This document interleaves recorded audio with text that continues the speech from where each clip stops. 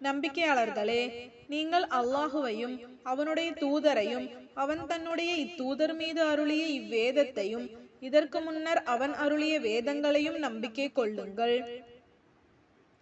எவன் அல்லாஹுவையும் அவனுடைய மலக்குகளையும் அவனுடைய வேதங்களையும் அவனுடைய தூதர்களையும் இறுதி நாளையும் நிராகரிக்கின்றானோ அவன் நிச்சயமாக வெகு தூரமான வழிகேட்டில்தான் செல்கின்றான்.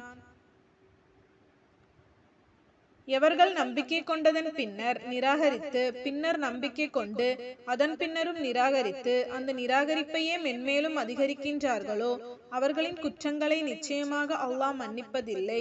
அன்றி அவர்களின் தீய செயல்களின் காரணமாக அவர்களை நேரான பாதையில் செலுத்தவும் மாட்டான். நபியே, இத்தகைய நயவஞ்சகர்களுக்கு துன்புறுத்தும் வேதனை நிச்சயமாக உண்டு என்று நீங்கள் அவர்களுக்கு நற்செய்தி கூறுங்கள். இவர்கள் நம்பிக்கையாளர்களை விடுத்து நிராகரிப்பவர்களையே தங்கள் நண்பர்களாகவும் எடுத்துக்கொண்டார்கள். இவர்கள் அவர்களிடத்தில் கண்ணியத்தை அடைய விரும்புகின்றார்களா? நிச்சயமாக கண்ணியங்கள் அனைத்தும் அல்லாஹுக்குரியனவே, அவர்களுக்குரியனவல்ல.